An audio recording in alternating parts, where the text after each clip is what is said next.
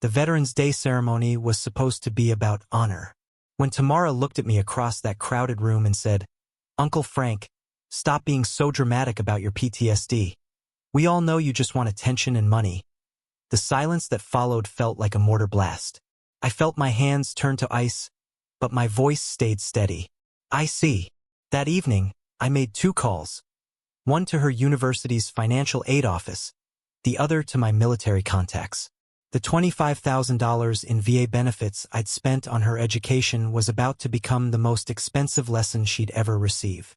But let me take you back to that same Veterans Day ceremony, before everything shattered.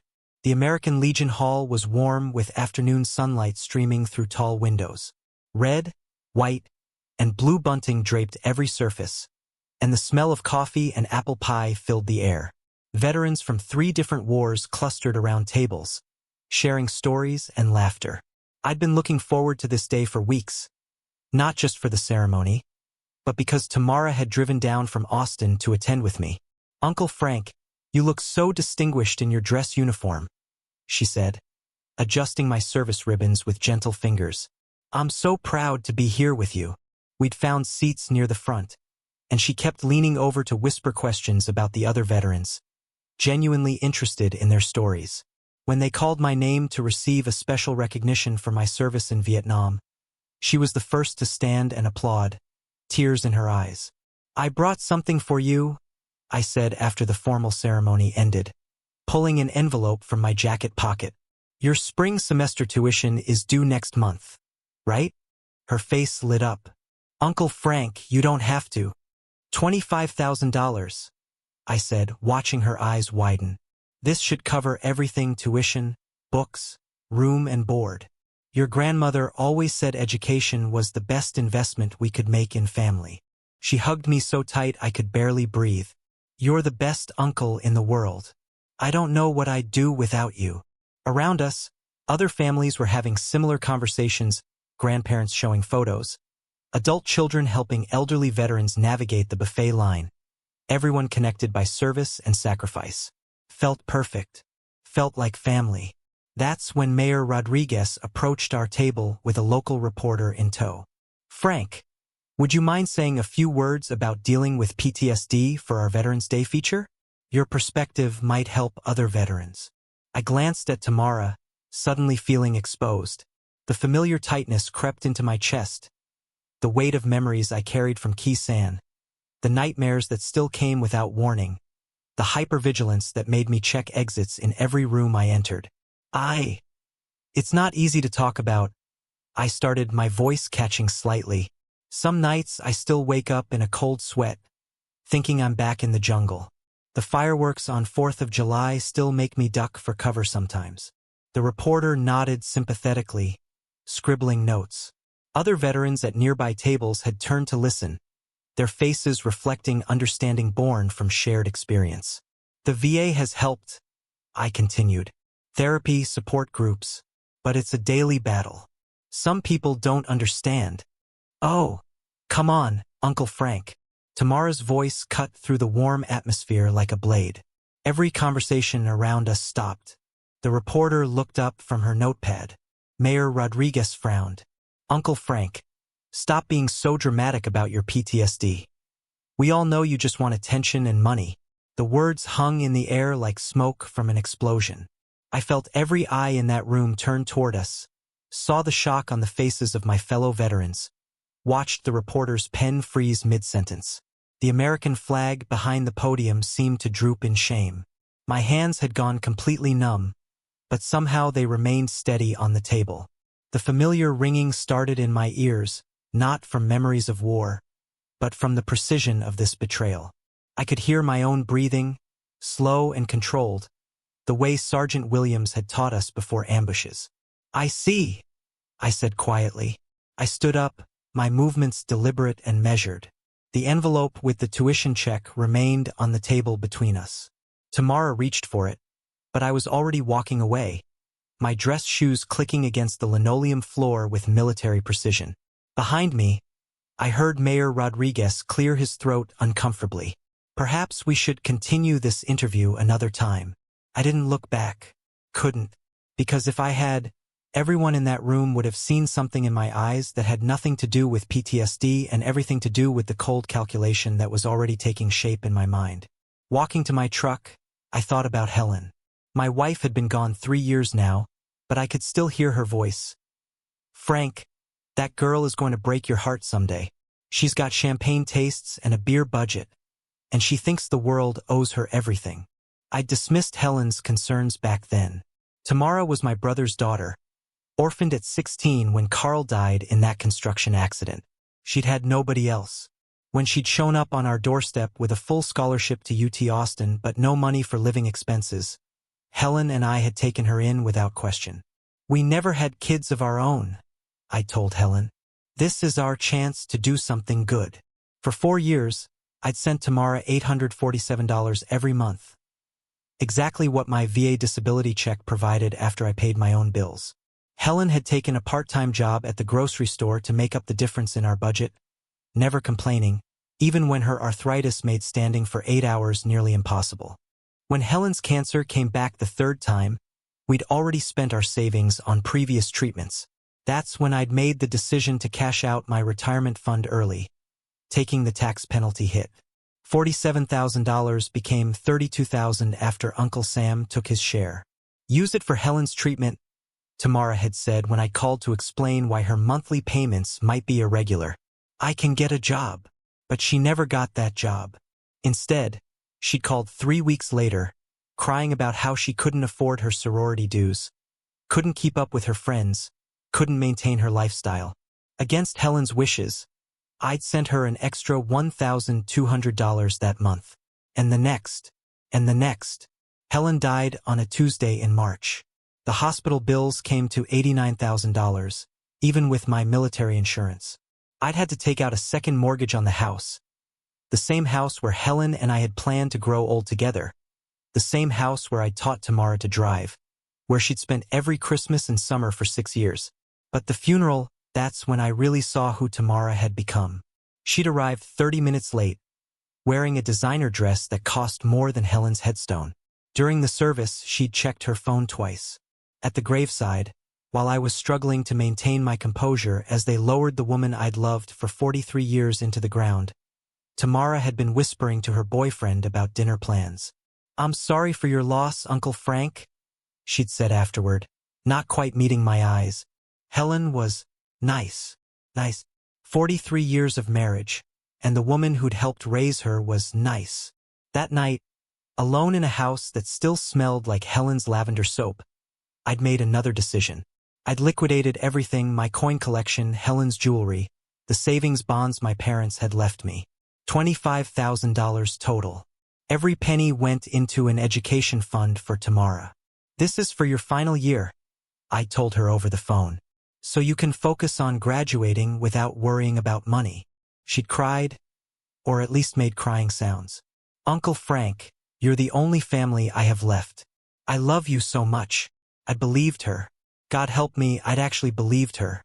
Now, sitting in my truck outside the American Legion Hall, I stared at the building where my fellow veterans were probably still trying to process what they'd witnessed. The same men who'd carried me off a battlefield in 1969, who understood the weight of invisible wounds, who'd never once questioned the reality of my trauma. I didn't cry. I calculated. That night, I sat at Helen's old secretary desk under the warm glow of her reading lamp.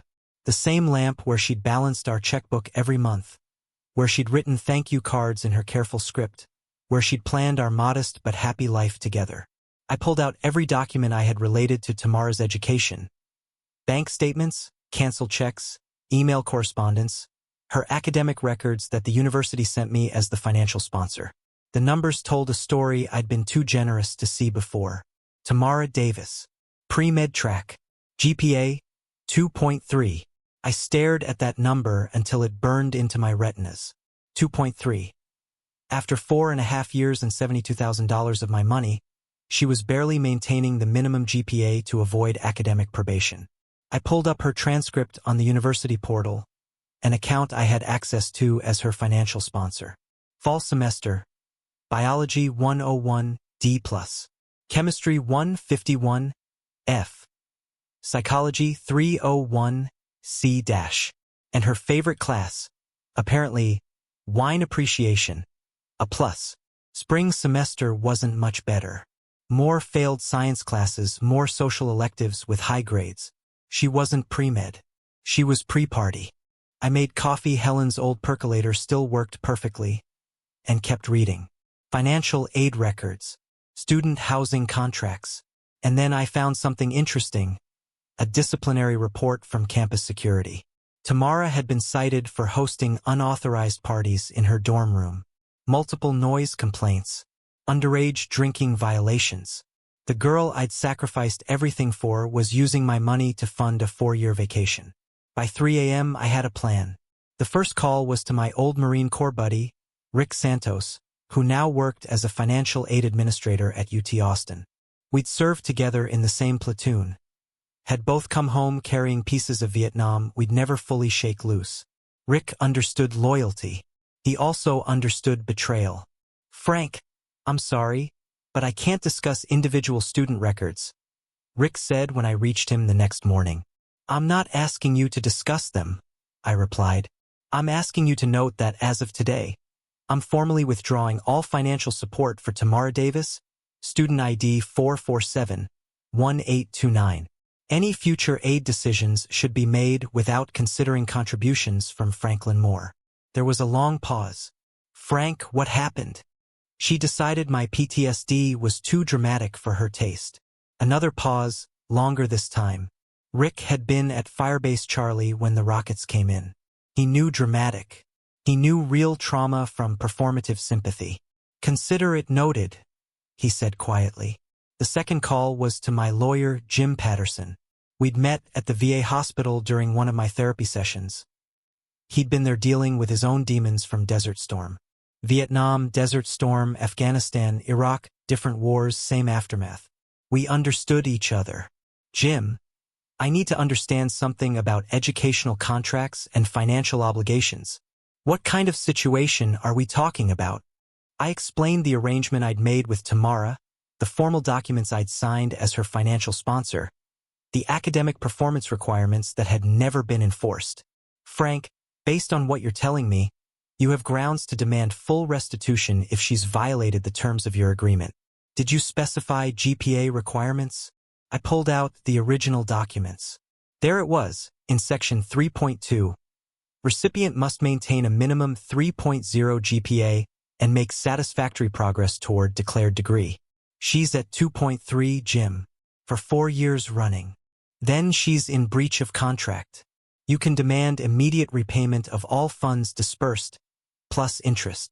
My hands were steady as I wrote down the numbers Jim quoted. $72,847 in principal, plus 6% annual interest compounded monthly. Total amount due, $89,234. The third call was to my accountant, Margaret Wu, who'd helped Helen and me with our taxes for 15 years. She understood our modest financial situation, knew how much Helen's medical bills had cost us, had seen me liquidate everything of value to support a niece who couldn't be bothered to maintain passing grades. "Margaret, I need to understand the tax implications of a family loan that's gone into default." "Frank, are you having money troubles?" "Because there are programs." "I'm having family troubles," I said, "and I think it's about to become Tamara's money trouble." By Thursday, everything was in motion. Tamara called me that afternoon, panic clear in her voice. "Uncle Frank, there's some kind of problem with my financial aid. The office is saying my sponsorship has been withdrawn." "That's correct." "What do you mean, that's correct? You can't just withdraw it. I have bills due." I looked at Helen's photograph on the desk, her gentle smile reminding me of every sacrifice we'd made. "Tamara, do you remember what you said to me at the Veterans Day ceremony?" What? "Uncle Frank, this isn't about that, is it? I was just joking around." "A joke. I see." I opened the file folder I'd prepared. "Tamara, according to the financial agreement you signed, you were required to maintain a 3.0 GPA. Your current GPA is 2.3. Silence. Additionally, you've been cited for multiple disciplinary violations that breach the behavioral clauses of our agreement." "Uncle Frank, please." I can bring my grades up. The agreement also includes a provision for immediate repayment of all dispersed funds if the terms are violated. Repayment? What are you talking about? $89,234. Due in 30 days. The sound she made wasn't quite a scream and wasn't quite a sob. I don't have that kind of money. You know I don't have that. Then I suggest you contact a financial advisor. Good day, Tamara. I hung up. The phone started ringing immediately. I unplugged it. Friday morning brought a text message. Uncle Frank, please call me. We can work this out. Saturday morning brought another. This is crazy. You're being unreasonable. Sunday evening, a different tone. I'm sorry about what I said. I didn't mean it. Monday, desperation. Please don't do this. I'll have to drop out. Tuesday, anger. You're a bitter old man who can't handle the truth. Wednesday, she tried a different approach. The doorbell rang at 7 p.m. I opened it to find Tamara standing on my porch with tears streaking her makeup and a young man I didn't recognize hovering behind her. Uncle Frank, please. I drove all the way from Austin. We need to talk. We talked on Monday. The terms are clear. Look, I'm sorry, okay? I was stressed about finals and I said something stupid. But this is insane. You can't destroy my entire future over one mistake. I stepped onto the porch, closing the door behind me. The November air was sharp, clean. It reminded me of morning patrols in Vietnam, when you could smell danger before you saw it. One mistake, I repeated. Tamara, you've failed or barely passed every science class you've taken for 4 years. You've violated your housing agreement 6 times. You've treated my home like a hotel and my wife's memory like an inconvenience. And then, in front of a room full of veterans, men who understand what real trauma looks like, you decided to make my service record a punchline. I was embarrassed. You were making a scene. Making a scene. The words sat between us like unexploded ordnance. I was answering a reporter's question about helping other veterans cope with PTSD. But you were being so dramatic. There it was again. That word. I looked at this young woman I'd raised, educated, and loved, and realized I was looking at a stranger. Dramatic, I said quietly. Like when I carried Corporal Martinez 3 miles through enemy territory with a bullet in my shoulder. Like when I held Private Johnson while he died because there wasn't enough morphine. Like when I came home to find my country calling us baby killers and my wife learning to love a man who jumped at every car backfire. The young man behind her shifted uncomfortably. Tamara's eyes were wide now, finally hearing something she'd never bothered to listen to before. That's what dramatic looks like, Tamara. What you witnessed on Saturday was accountability. I turned to go back inside. Wait, she grabbed my arm. What do you want me to do?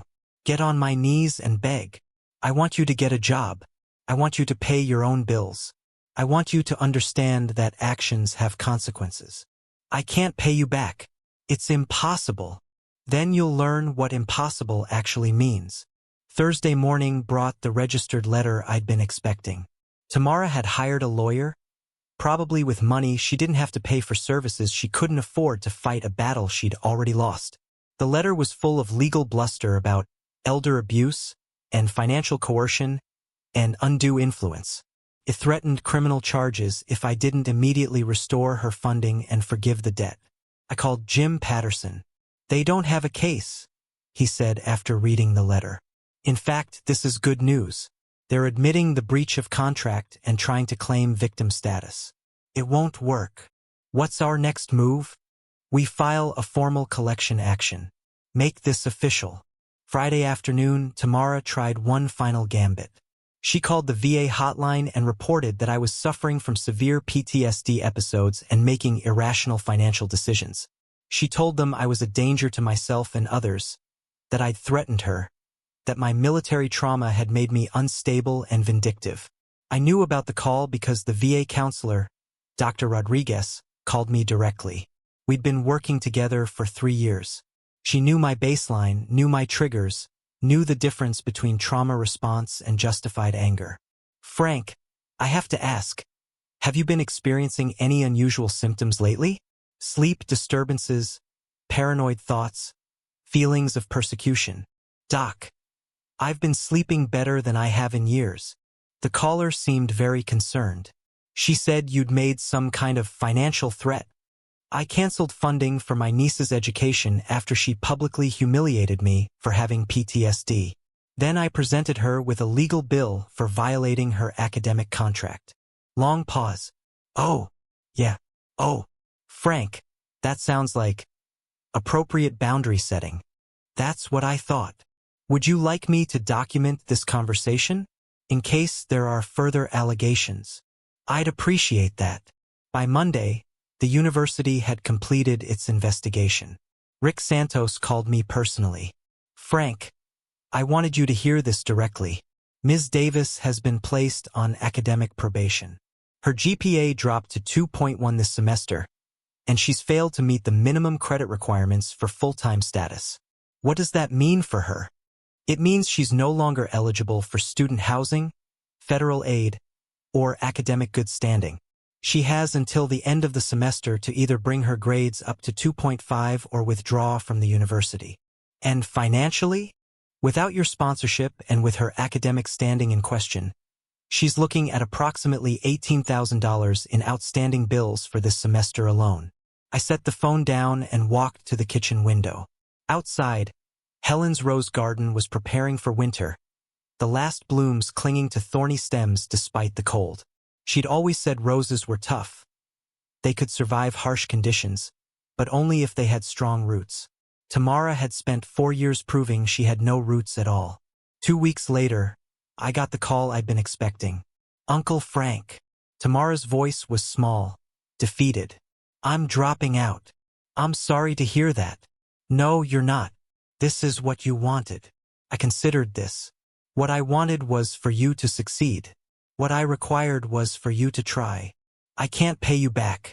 You know that, right? I'm 22 years old with no degree and no job skills.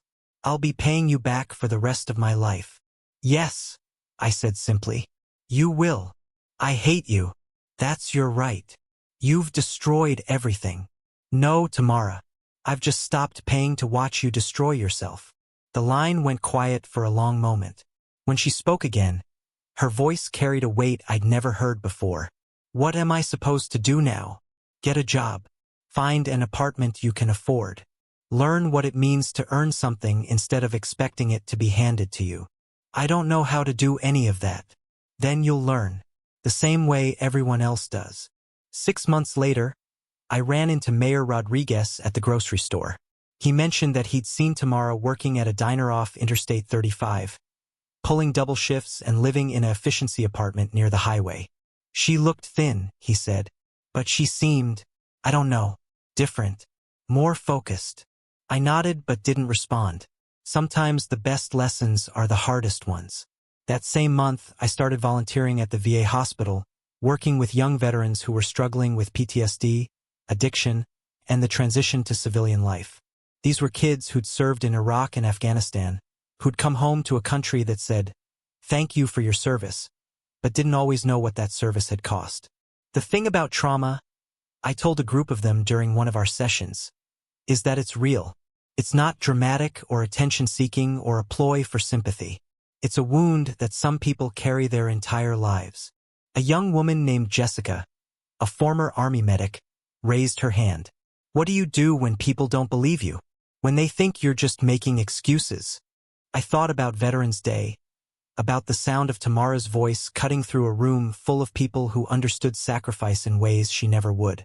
You surround yourself with people who know the truth, I said, and you stop wasting energy on people who refuse to see it. After the session, Jessica approached me. Mr. Moore, I wanted to thank you for sharing your story at the Veterans Day ceremony last year. It's been all over social media. The video of what happened to you. I frowned. What video? She pulled out her phone and showed me. Someone had recorded the entire interaction at the ceremony. Tamara's words. My response. The shocked silence that followed. The caption read, "This is how we treat our veterans. This man sacrificed everything for his family, including $25,000 for his niece's education." Her response says everything. The video had been viewed 2.3 million times.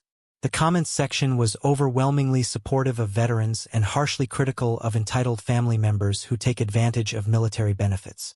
It's become a rallying cry, Jessica explained. Veterans are sharing their own stories about family betrayal, about people who use their service for benefits but don't respect the cost. I watched the video play, seeing myself from an outsider's perspective for the first time. The man on screen looked calm, dignified, and utterly betrayed. His response was measured, controlled, final. "Has it helped?" I asked. "It's helped me understand that I don't owe anyone an explanation for my service or my trauma. And it's helped me see that sometimes the people who should support us most are the ones who understand us least." I handed her phone back. "What are you studying now?" "Nursing. On my own dime with my own GI Bill benefits. It's harder this way, but it's mine." "That's the difference," I said. "When you earn something yourself, nobody can take it away from you." A year after the Veterans Day incident, I received an unexpected letter.